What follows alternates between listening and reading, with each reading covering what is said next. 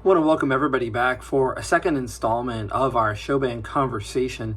In this one, we're going to talk with Kathryn Scott of Sunset High School in Dallas ISD. She offered some great insights to what works inside of her program. As we continue to work our way through this project, our aim is to have a really good sense for our judges of their expectations going into judging show bands. But as this project develops and the more that we talk about it, we realize that there's some great helpful resources here in releasing these full interviews and hearing from these exemplary directors about what works for them inside of their programs. I hope that my interview with Ms. Scott helps you, and here we go. What are things that judges can say to help directors feel like they're getting good feedback about tone quality and about intonation?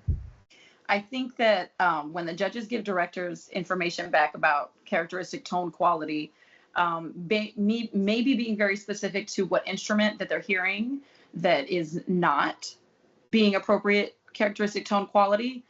Sometimes if we get general comments from the judges, especially in marching band, we kind of question ourselves, where are you hearing, the horns, the alto saxes? Are we not getting that intonation? Are we not getting the trumpet, the upper woodwind intonation?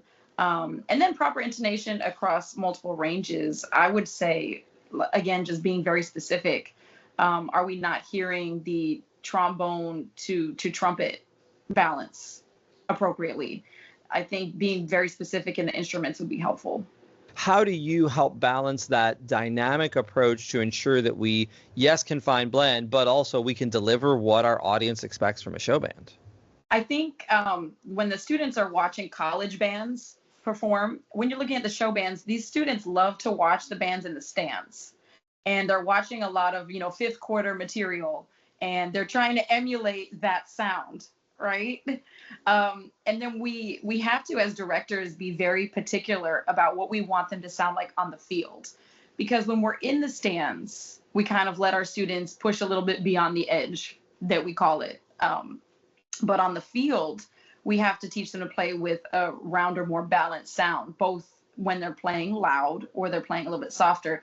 Show bands have difficulty sometimes with performer to performer levels, because we've got like any band, but when you've got the senior that's done maybe mass bands or all-star bands, and they've gone to collegiate camps. For example, like if our students go to Day with the Boom at Jackson State, they're going to be exposed to a different loud. It's definitely a different loud. It's a different way to play like that. But that is not the sound that we want them to play in the marching band field. So when you have freshmen combined maybe with those seniors that want to play with that sound, we have to teach them, how to find that happy medium. And really, as directors, we demonstrate that sound for them. It takes sectional time. As directors, we have to teach them how to play soft as we do loud. Now, sometimes with a show band, the whole thing is just loud. There really isn't huge dynamic contrast moments like there would be in a drum corps style band, where maybe the whole brass turns backfield and marches with their horns down and you just have a woodwind feature. Some show bands, especially high school bands, are not large enough to have maybe a woodwind feature. I know particularly we had, I think, 5 or 6 flutes, 5 clarinets. That's not typically a strong enough woodwind section in a show band to really give that type of color, especially when everybody else is playing. But sometimes as show bands, we can, turn the brass to the backfield and have them still play with that full sound to maybe highlight the woodwinds a little bit more and give the judges and the audience those moments. What are some things, again, thinking about the judge side of it, some perspectives that judges can offer, or things judges maybe need to understand about show band and approach to rhythmic precision? I think for a lot of show bands, technical rhythmic precision, we do a lot of unison playing, and that is to have that full sound. A lot of times it is going to be very unison, or you're going to have a 4-bar repetitive phrase sometimes, counter melody. A lot of times you'll hear the trombones and the euphoniums pick up a lot of the melody because they are that more, I don't want to say like show band sound, but we do focus a lot on that baritone or euphonium trombone sound. and they'll have the melody, or sometimes we'll pocket, trumpets, flutes, clarinets. We'll have that melody. Other instruments will have that counter melody. Rhythmic precision, I will say, for judges is like there will be, like I said, that repeated 4-bar phrase a lot of times. A lot of show band music is written in different chunks to accommodate the style of marching, whether we're doing, the end zone facing marching, or we're doing the 8 to 5. I know that at Sunset we do a combination of different marching styles. So even though we're lifting the knees, we don't necessarily turn and face our direction. So when it comes to the music part of it, we've had to play around with, maybe let's focus on turning to the backfield here, or turning to the side, so that we can bring out that melody a little bit more, because the counter melody instrumentalist may be a little too strong here. And telling them to play soft is just not giving them a good sound. Like, we haven't reached that yet. Most marching show band music is in that, I would say, like 120, 128 parade tempo music. And it's hard to give a variety of content for the judges to listen to, because most of the show will just be the same tempo, and it kind of just flows. Or we play a song, we'll stop, audience will clap, play a song, stop. Maybe we'll feature the auxiliary, which, we could talk about later on. But I think that understanding that we do play a lot of music that is recognizable is listening for how that band is maybe interpreting that recognizable piece. Hearing that rhythmic precision in the song. In show band, we're definitely seeing some groups who are exploring ambient ideas, solo miking ideas. We're seeing some groups that are a little more traditional in that outlook. What are your thoughts on that? So I've seen electronics used in like show band ensembles, and it's really exciting to see the creativity on the director's side, or the staff side, the show planning. And sometimes, like, if we're doing a focus, let's just say on a particular artist. I remember there was one of the ensembles performed at our evaluation, and he had a really great vocalist, and she kind of sung over the band. She sung over the band accompanied her, and that was a beautiful moment.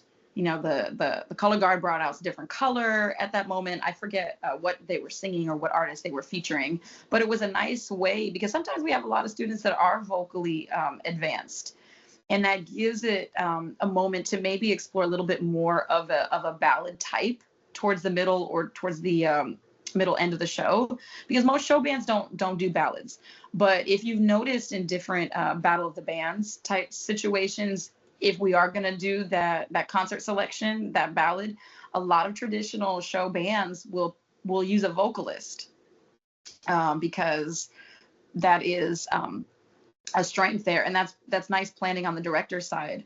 As far as like instrumental soloist, I think it can be challenging, because it's like you have to have that type of support in rehearsals, teaching your kid how to use the electronics. And a lot of times we don't have that. So electronics for us, it's like, okay, well, maybe we'll have the trombones play out this part right here, or like you said, the sousaphones. We had a band that did that. There was a drum break going on, and the sousaphones played something while the band drilled behind the sousaphones. And it was a nice little moment to capture a soloistic quality while the band was drilling, as opposed to using electronics. What exercises are you doing? How are you helping kids to just kind of have that sense of space? What are some exercises that y'all engage in? So a lot of times we'll begin before we even hit the field. They lack a lot of timing and coordination in general, and it's hard to teach the students how to keep that spacing and that marching while they're playing. The rhythm that they're playing does not match what the feet are doing, and the feet are kind of that internal metronome. That's really what show band. The feet have to be that internal metronome. You got to visually see that metronome in the feet. So again, a lot of times I'll start with teaching the students how to coordinate to pop music on the speaker. So, for example, our warm up, our body warm up, or our across the floors will be to fun music that they recognize. And I'll just teach them how to march to the tempo of the music, or how to sashay. Even the band will be sashaying across the gym floor. I mean, but it teaches them how to subdivide what their body is doing, their lower body is doing, to music that not necessarily has, it's not just a metronome. We have to pick out the metronome within the music. So we do a variation of exercises like that. A lot of times I will incorporate, if the music comes from a popular artist, which normally our shows typically do, I will play that actual song for them to do body visual to and marching to, so that they do the warm up to the music, the track. And then when they start playing it, they start internalizing that same rhythm when they're marching on the field. What are the things that judges can say or notice that can help grow the students, at the region round, at the area round, et cetera? Oh, yeah. So fundamental visually. So we'll first start with a week of leadership camp, where I basically put the leaders through band camp so that I can instill what I would like to see across the band. We don't know how to fix the problems if they're not brought to the kids' attention. Now, especially at Sunset, we don't have a full staff. I was very accustomed to in band having a instructor per instrument. So playing saxophone, we had our staff, and they assisted us. In the show band, we tend to use our student leaders as that staff a lot of times. So instilling those strong fundamentals in the kids, the upper level kids, is really important. I have to say, marching chorsile and teaching students how to march, with knee lift is much harder. The endurance piece is much harder. So we build a lot of physical stamina in the kids before we even begin to teach them marching. They have to have that good endurance, especially if they're going to be playing and marching, moving. A lot of times we'll teach the kids fundamentally to march with 90 degrees, but as we get closer to performances, we lower their knees to 45 so that they're cleaner across the band. One thing that I actually got from Remetria at a pre-UIL was take the spats off for UIL. It's a lot harder to see, like if we have black pants, or in Sunset's case, we have gray right now. But if you have that dark color pants, you have those dark color shoes. As soon as you put the spat on, which is definitely a traditional look, it's a show look. We really like the look. But when you go to UIL, those spats really differentiate the height. It makes it much more obvious in the marching. So I remember pre-UIL, she told me, she's like, hey, take the spats off at UIL. I was like, okay. We also took our capes off for UIL, because we have a half cape on the marching bands. A lot of show bands will have those capes, and especially if they're one color on the front, one on the back. So visually, if the wind is blowing in Texas, like, you never know, it could be totally fine, and then all of a sudden it just starts blowing. The coloration of the capes really throws off what you're looking at. So I know that we struggled at pre-UIL. So for UIL, we did no spats and we did no capes. And it took away a little bit of that traditional show band, maybe uniform look, but I don't think that was, my intention for UIL was not to look like, we have to have the cape on. My goal was to have uniformity across the band. And if I know that little half cape was contributing to the not uniformity, it was like, nope, take it off. I mean, it was also blowing into the kids' faces in the warm-up area. So little things like that, which are not on the marching visual fundamental side, but on that, UIL concept, hey, take off those little things that really do highlight those imperfections sometimes.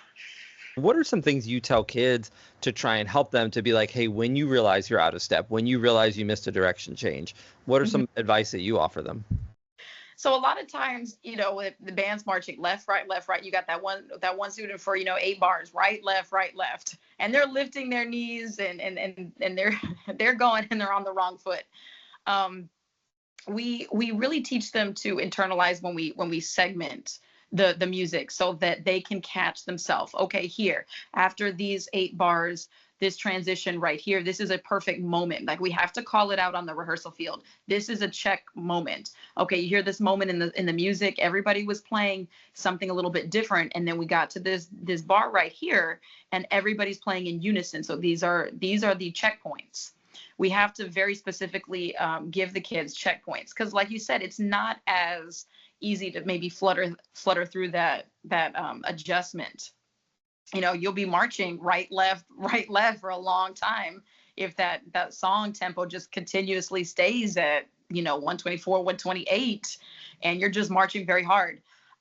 We also like to incorporate maybe, turn and goes or little horn flashes, little body movements here and there that kind of lock the kids into different parts of the music, so that it's not just continuously high step marching for the whole song, because then it's very hard to recover from that error, because as a student, like, I'm marching hard and I think I'm doing a good job, and I don't even realize I'm on the right foot instead of the left in the ranks of 12 trumpets and I'm the only one. Definitely also teach the students, when we talk about recovery from error, is adjusting to the form. It's a little bit different than how we develop visual sets with using the dot books, which is what I became accustomed to. Giant index card books, color coded, everything written, drew out my parts.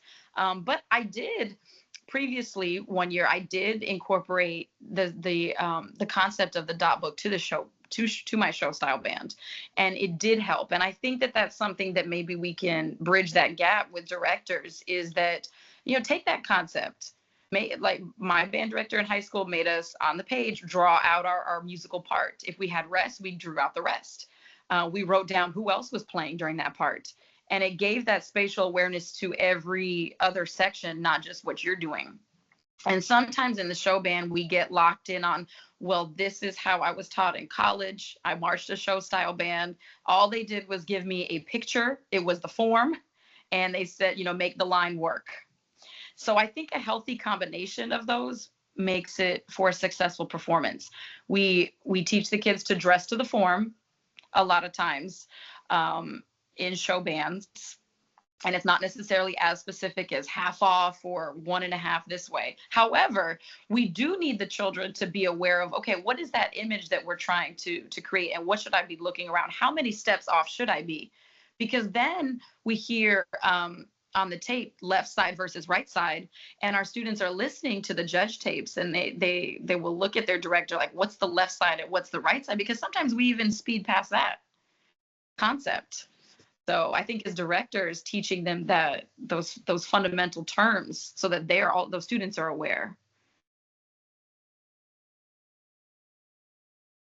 When you think about utilizing all those performers, and you kind of talked about this a little bit already, but what are some of the things that go through your mind as a director and planning for and training the kids to be fully engaged for 8 straight minutes? It's a lot, and you're right about that, because when the students look at area, we went to area, and we're sitting on the back side of the field, and one kid looks, he's like, that student just had one moment, and then they were just behind the prop. And if I was a parent, I'd be kind of upset. I paid my band fee and my student moved the prop around the entire show. If that's what the case was, you don't know. You never know. But teaching the students to perform from day one, having the auxiliary know that even if they're marching backfield, holding their flag, there's still a visual part of the performance. In Sunset's band, we have twirlers and baton twirlers, and we have flags. We don't necessarily have dancers. So we utilize the twirlers and the flags throughout the show. We'll move them in and out of the band formations.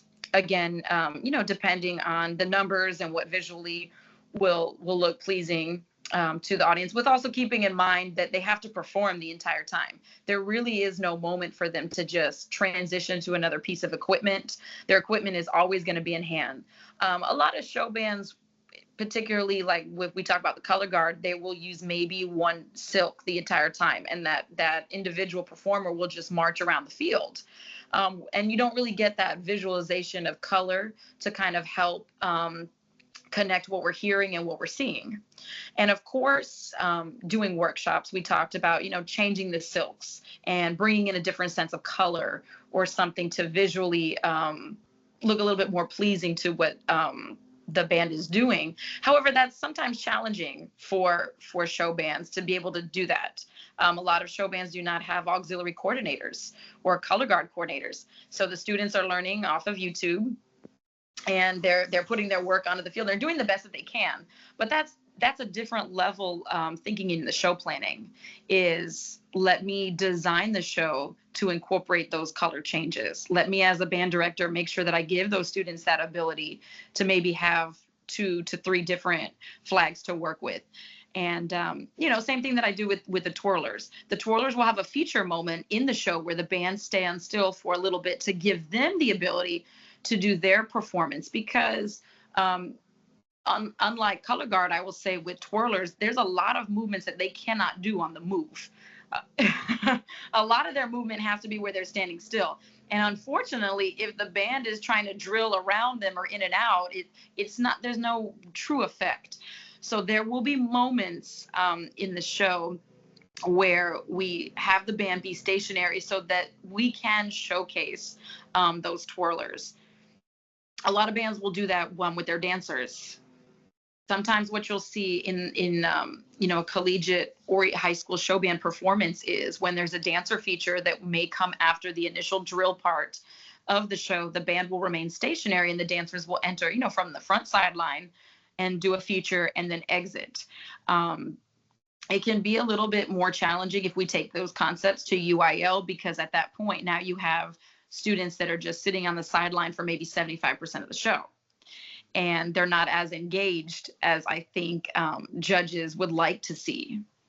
So I think between, directors and judges kind of finding that medium of where if only the band only has dancers, no color guard, no twirlers, how are those auxiliary members being utilized throughout the entire show, maybe not just for a moment? When you're designing a show, what are your building blocks and how do you seek to assemble a show that, yes, presents variety, features the auxiliary, has moments for percussion? Like just kind of talk me through the building blocks. So I design shows differently every year. I definitely will look at the band and the strength in the instrumentation that I have going into the year. Even, freshmen or new recruit numbers to the side. Like I look at my kids towards the end of the year and we'll do maybe jamborees or different performances where I exclude the seniors from rehearsal so that I can start to see where those sections are. Okay, which sections are going to need the most focus? Probably not going to design the show around the trombones if they're not a strong section. I mean, that's every band director. But when we're designing like our show for football season, a lot of times show bands have a different show for the stadium. We'll add on to it during games. I know for me personally, I like to build the UIL show. So for us, we have different chunks of the show, maybe a beginner, a middle piece, which will feature some of our auxiliary, and then the last piece. So the first piece will have more drilling to it. The second piece will kind of have a little bit more, I like to say park and play, even though that's the term I'll use. A little bit more park and play so that the auxiliary has a time to be featured. And the last show will continue with drill. So during football season, maybe I'll start from the auxiliary piece because they've been working all summer and our marching may not be where I want it to be by the first game. So maybe we'll march on the field and open with the auxiliary piece. It's not necessarily like when I marched in high school, we were corps style band. The focus was the intro and the opener. And then if that's how much we got on the field, that's what we did. And then we added the ballad and then maybe the closer or a drum break. And everything always flowed in the order of the show that we were being taught. However, with show bands, it kind of gives you a little bit of that liberty to say, okay, today for this week's football game, we're going to start with the second piece and move on. Maybe we're going to start with the first piece and then, throw in a little dance routine for the crowd. When I'm designing that UIL show, it's very important to make sure that the fluidity of the music though still happens. Are we keeping focus to the key that each song is written in? Does it still make sense? So that's kind of how I go into the show planning. I definitely will look at the number of auxiliary that I have, and how I'll want to stage them to best highlight the overall group. And then I will look into, what music do we want to stick with throughout the year? Are we sticking on an artist focus? Are we going to move around? Are we going to stick to some decades? Are we going to stick to a style? Something like that. When it comes to choosing repertoire, are you sensitive to just kind of like what other groups like? Where do you source that from? Is it just something you talk to kids about? Is it something like, do the kids have a role in that design process? Is that something that you and your staff pretty much decide? Do you have some outside folks that you rely on to influence you? Like, what does that look like just at the genesis of choosing musical repertoire?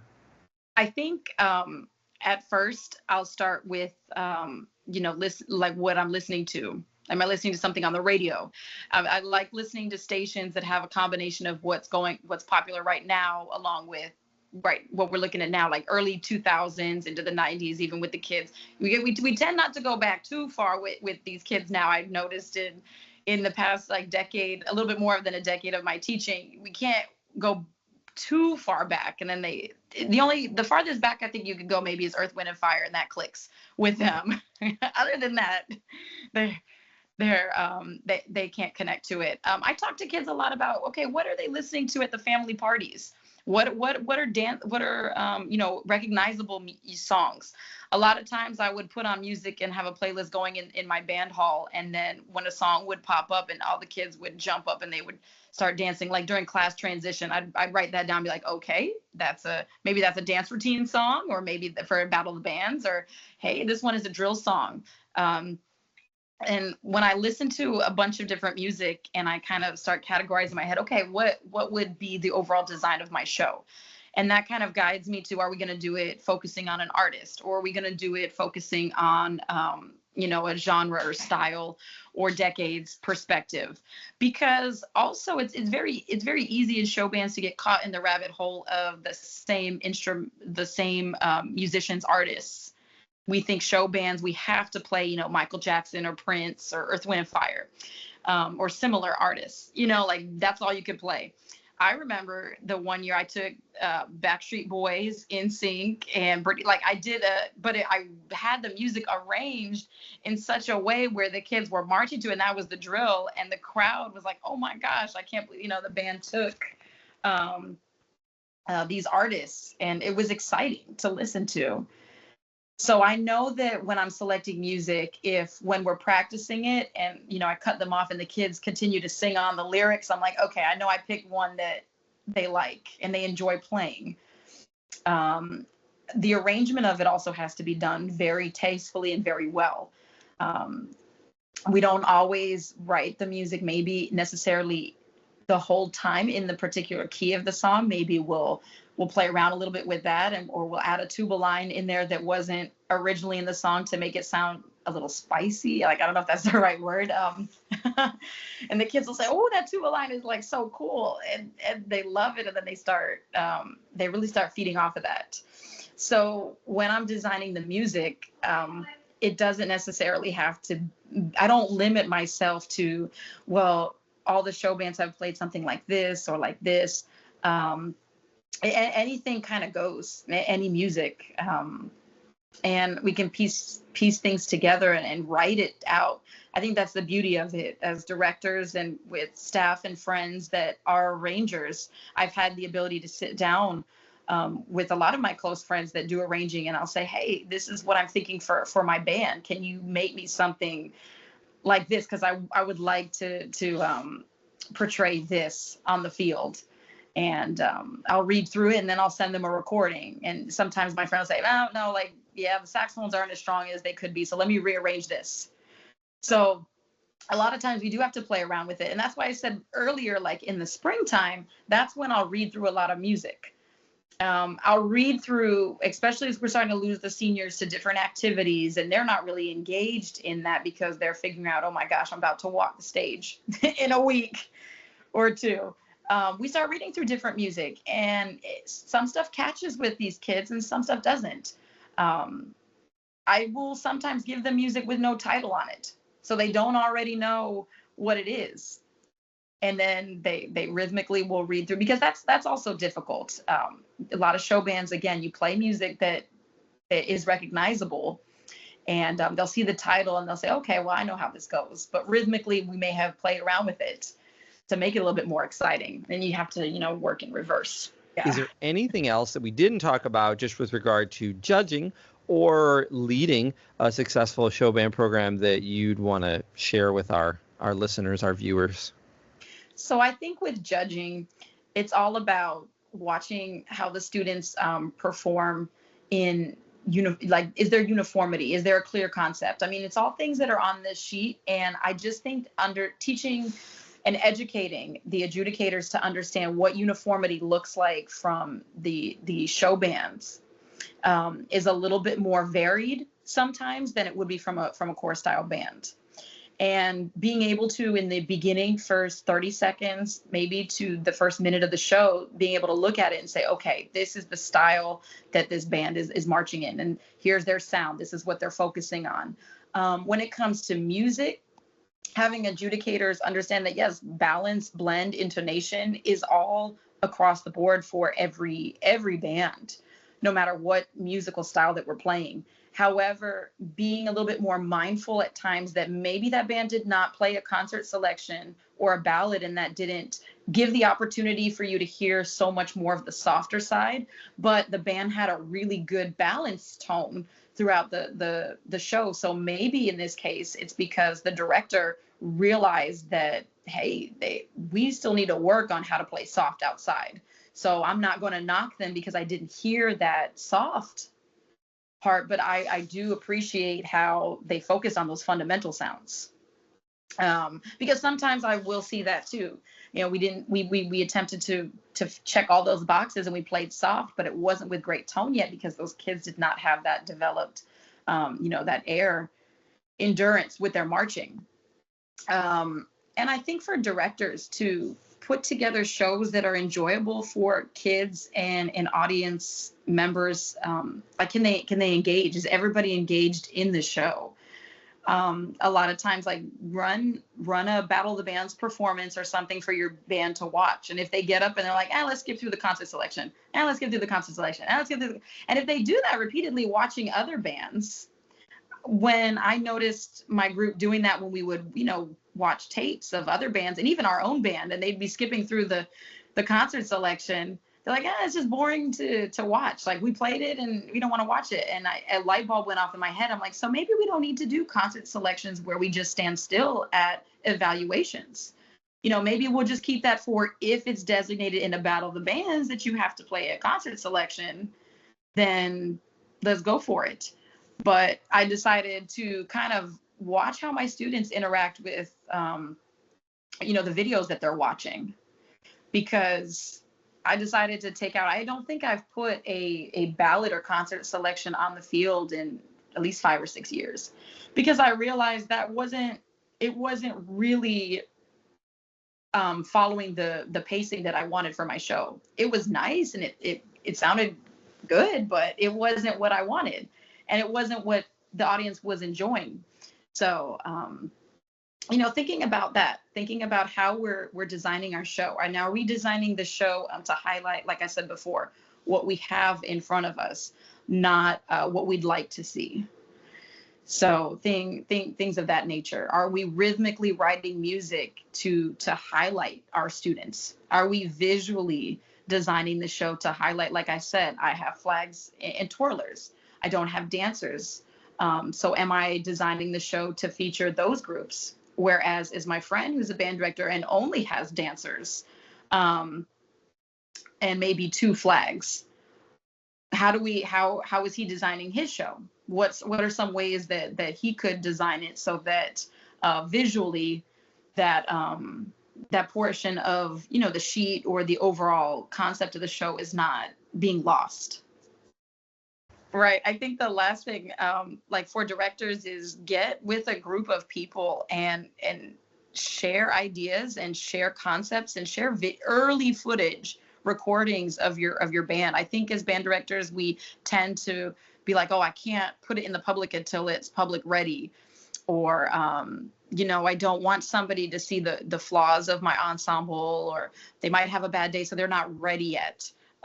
Their kids are, the reality of it is they're never going to be ready for something. So definitely engage yourself in groups of people where you can say, hey, so this is the show that I'm thinking about. This is my design. For a lot of times as show bands, we like I said, we don't have huge numbers of staff that assist us. So we can feel very lost in our own world of having to do everything.